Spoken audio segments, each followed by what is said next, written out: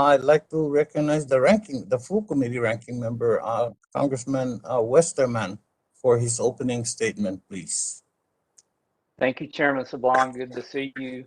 What Yes, is sir. again an early morning for you. It's early for some of us, but nothing like what you're the sacrifice you're making to get up in the middle of the night and do a Oh, committee hearing. So thank you. And I know several of the governors on the call are also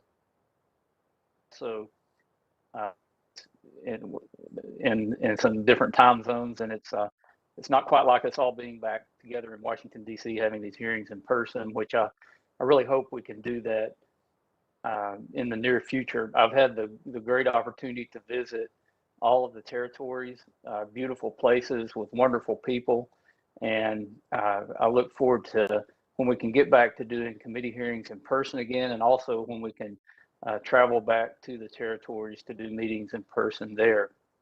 Today's hearing is about facilitating infrastructure and promoting cleaner energy in in a changing climate. We all want a clean environment, but we must achieve it in ways that enhance our competitiveness and security and keep us from mounting additional federal debt. 3 weeks ago, this committee received testimony on a draft bill that would spend millions of taxpayer dollars to create new grant programs and offices to push the insular areas towards the use of renewables and mitigate effects of climate change. At that hearing, I cautioned against a one-size-fits-all approach. Strengthening existing programs and grants available should come before we see an expansion of government. Congress should be providing tools to the insular areas and allowing each of them to make their own decisions on what energy sources they use or want to develop.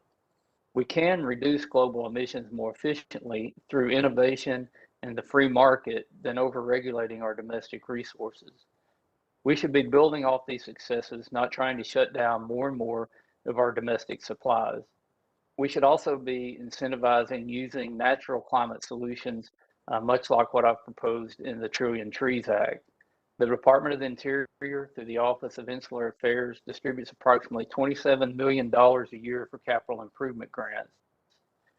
The capital improvement programs help address a variety of infrastructure needs in the U.S. territories, including critical infrastructure such as hospitals, schools, wastewater, and waste systems.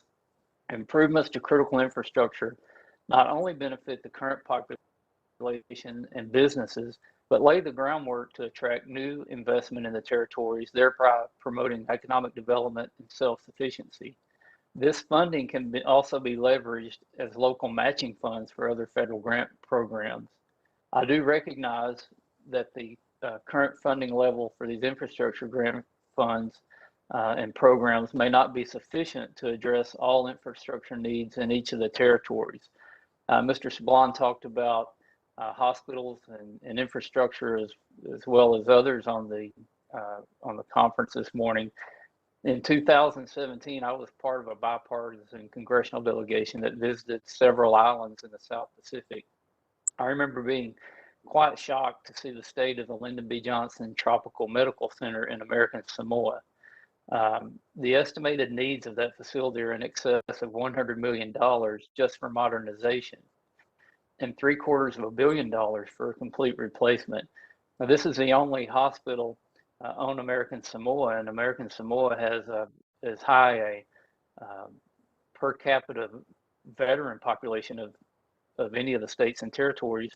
And the hospital, my understanding is, doesn't come up to the requirements that the VA requires. So we spend a lot of money doing air ambulance to Hawaii every year, and we should be looking at common sense solutions that would invest that money back in infrastructure so that everybody on the island could have a quality hospital to use that would meet VA standards.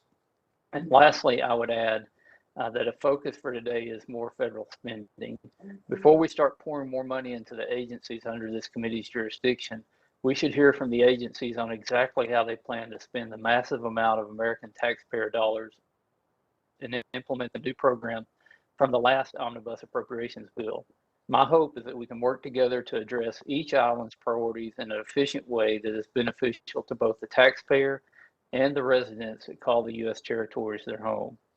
again, thank the witnesses for being here today, and I look forward to the questioning since we've already heard the testimonies and the continued dialogue. And with that, Mr. Chairman, I yield back.